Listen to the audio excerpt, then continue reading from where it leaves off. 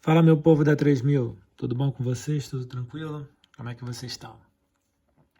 Pois é, né? Vamos para a nossa terceira videoaula, pedindo muito que isso tudo termine logo, para que a gente possa dar prosseguimento aí às nossas aulas de uma forma mais afetuosa, né? Mais presente.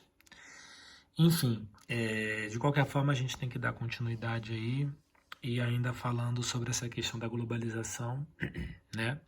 A gente começou a falar sobre essa questão da globalização aí referente ao panorama brasileiro, ao que é a globalização, como ela pode influenciar não só países ricos, mas como ela não chega da mesma forma em países pobres, né?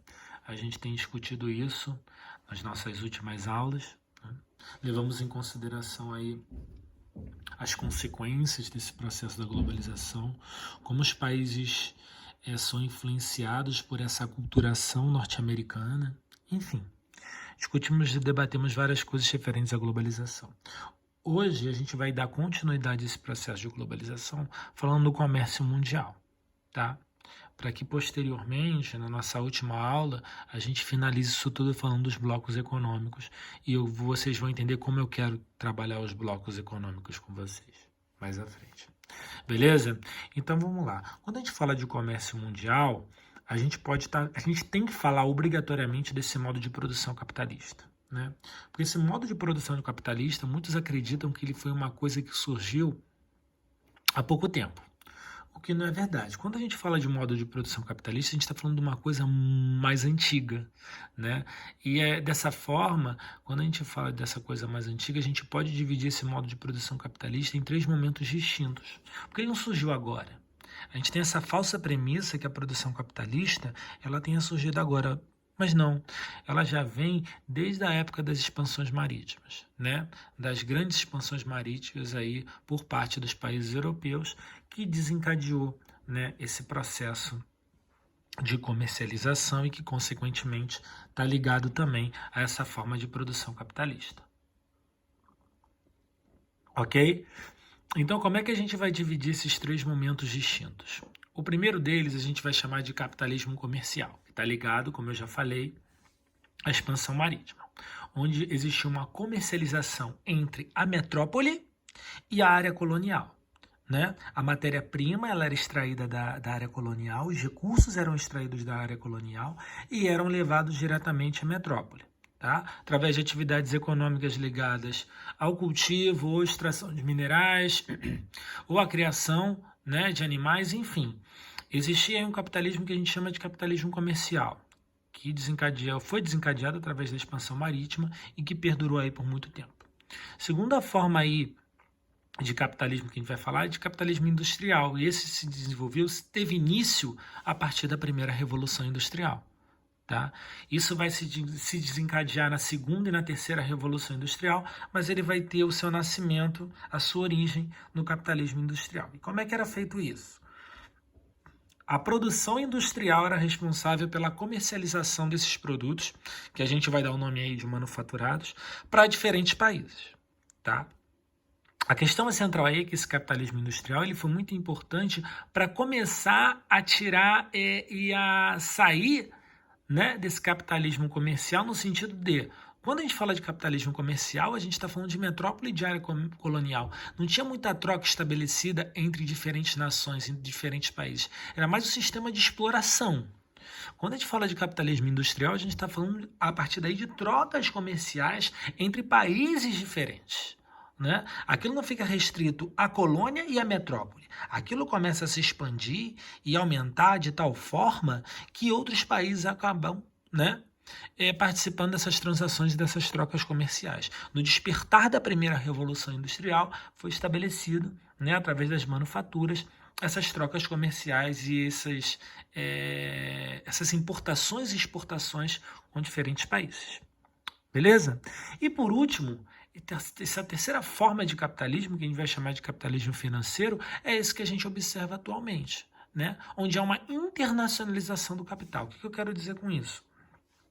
Os blocos econômicos, isso vai dar início, vai dar origem para a gente discutir posteriormente os blocos econômicos, Tá? O capitalismo financeiro, no sentido de o capital ele vai se expandir, ele não vai ficar restrito só ao país, ele não vai ficar restrito, como é que eu posso dizer, a uma área mais concentrada, mas ele vai dar brecha e vai aumentar a sua forma de internacionalização através das barreiras alfandegárias, através da importação e da exportação, através do estabelecimento de trocas comerciais entre os diferentes países que a gente vive nesse momento de globalização.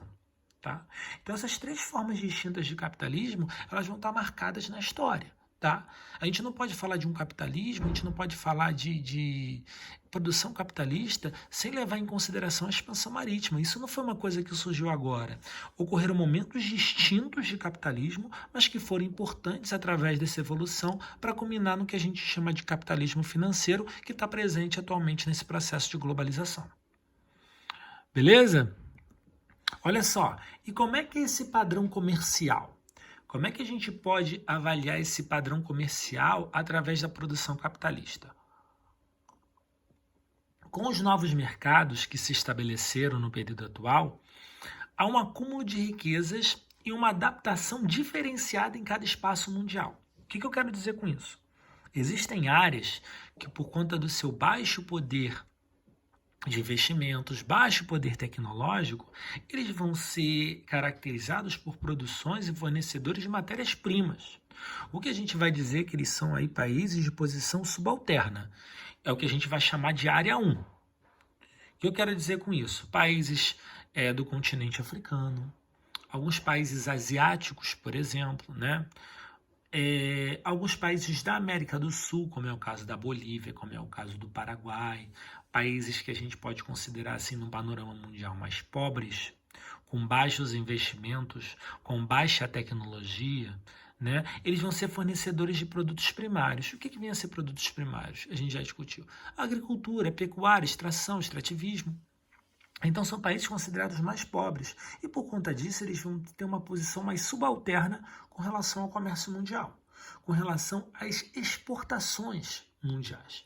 E aí a gente vai dizer que a produção capitalista desses países está muito mais pautada, né, numa produção capitalista mais antiga, mas como é que eu posso dizer, uma industrialização mais tardia, onde até mesmo alguns países desses nem sofreram um processo de industrialização ainda.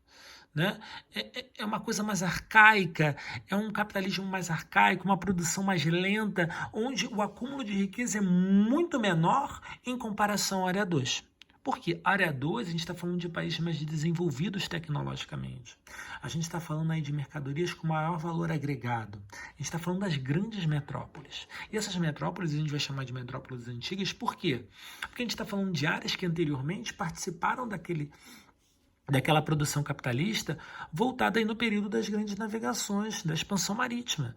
A gente vai estar falando aí de Paris, na França, a gente vai estar falando de Londres, na Inglaterra, a gente vai estar falando aí, né, de Madrid, na Espanha. São países que detêm um grande valor tecnológico, no caso dos Estados Unidos também, né, onde a mercadoria tem maior valor agregado, uma produção industrial, participaram da Revolução Industrial, tem tecnologia. Então essas antigas metrópoles que dominavam essa questão industriais, hoje estão muito mais desenvolvidas tecnologicamente e pertencem à área 2. Elas não pautam mais a sua produção em produtos primários, elas vão pautar a sua produção em produtos industrializados, vão participar do comércio mundial, vão ter uma participação e uma posição mais efetiva mais na frente, quando a gente for falar da Organização Mundial do Comércio. Então, são países que, em termos de desenvolvimento, são muito mais avançados do que os países da área 1. Né? Estados Unidos, França, Inglaterra, até mesmo o Japão, que vem melhorando, e a China, né?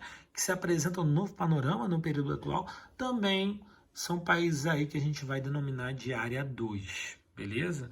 Onde você tem uma diferenciação entre o padrão de comércio, né? E por conta disso a produção capitalista desses países da área 1 e da área 2 vão ser diferenciados. Beleza?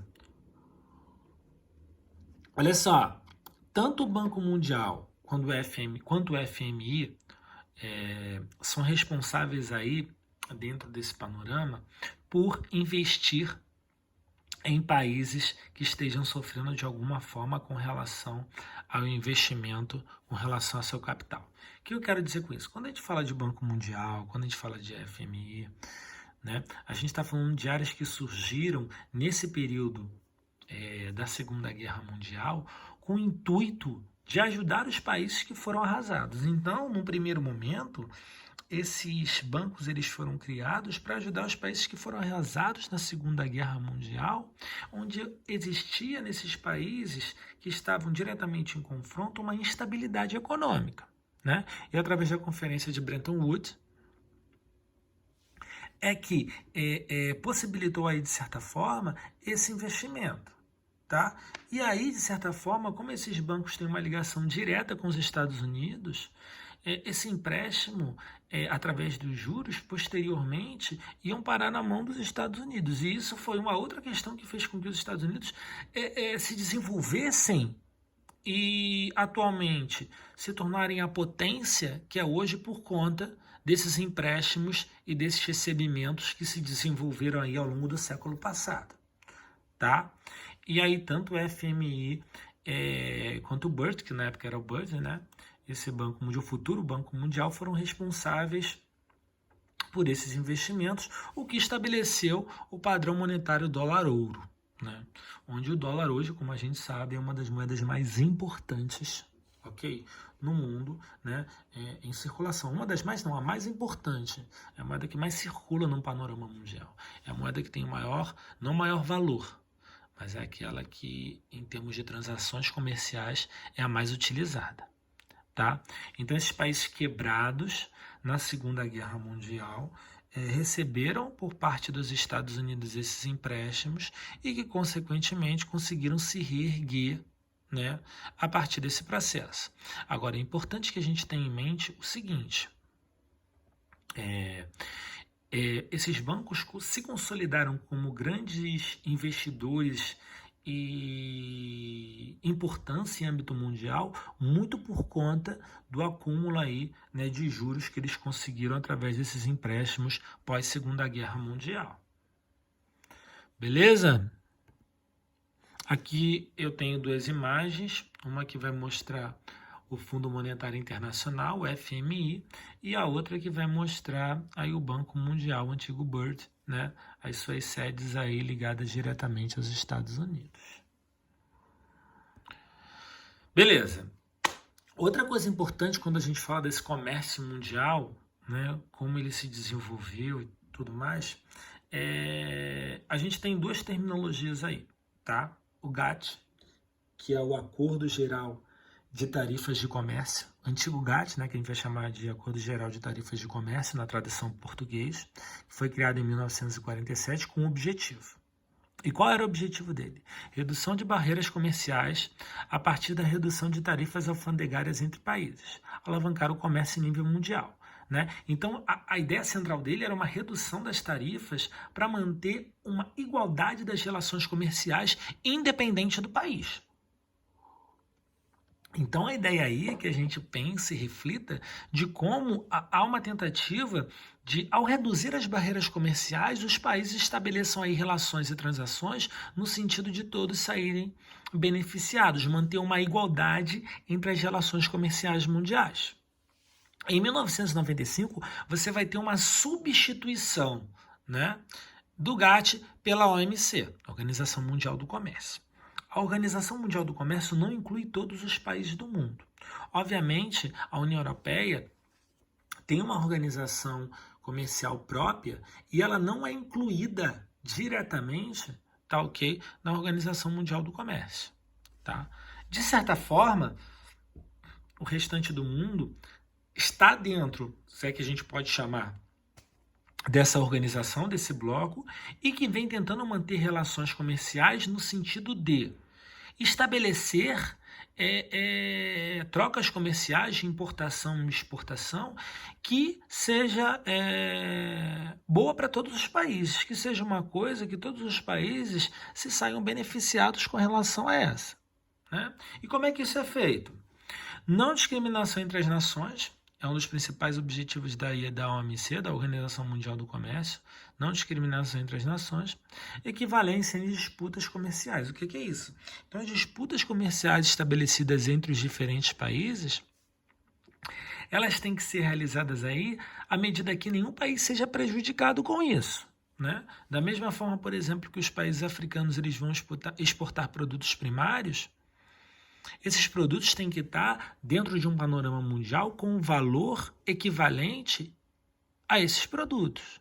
Da mesma forma que os países mais ricos, ao exportarem produtos industrializados, que eles tenham um valor, né, comercial internacional, que cheguem aos países mais pobres, né, sem um acréscimo ou com valor acima do real. Tá? Enfim, então, quando a gente fala de comércio a nível mundial, né, desse comércio mundial, é importante entender esses órgãos e como eles são importantes para a gente tentar compreender como funciona, né? Tentar compreender como está ligado diretamente essa questão e esse panorama mundial. Tá? Aqui você tem uma imagem, a verdade aí, né, um planisfério, com os principais países que pertencem à Organização Mundial do Comércio. Obviamente, se a gente parar para analisar, praticamente todos os países no continente americano estão aí, tirando a Guiana Francesa, né, que pertence à Europa, então vai pertencer aí do que a gente chama de União Europeia. Você tem aí grande parte dos países da Ásia, tá? Tirando aqui a Coreia do Norte, que a gente sabe por questões peculiares do país não entra nessa organização. Tá? A gente tem aí alguns países da parte norte do continente africano e alguns países aí do Oriente Médio que por conta de questões religiosas e tal também não entram dentro dessa classificação, ou a gente pode levar em consideração as guerras civis que esses países estão tendo e por conta disso não entram dentro dessa organização, não entram dentro desse bloco. E a União Europeia, como eu já havia falado para vocês, né, que são países aí que, por ter uma organização própria do bloco econômico, uma organização própria da União Europeia, não participam dessa Organização Mundial do Comércio. Tranquilo?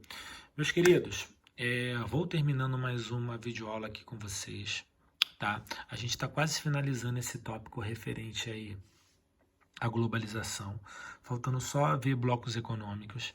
Na nossa próxima videoaula eu vou passar uma atividade para vocês referentes a blocos econômicos. Eu gostaria que vocês fizessem essa atividade para a gente estar finalizando aí questões referentes ao processo de globalização. Essa atividade mais para frente eu vou explicar para vocês, para que fique mais claro, mas é uma atividade para a gente fazer uma videoaula diferente. Beleza? Beijo para vocês, então, até a próxima.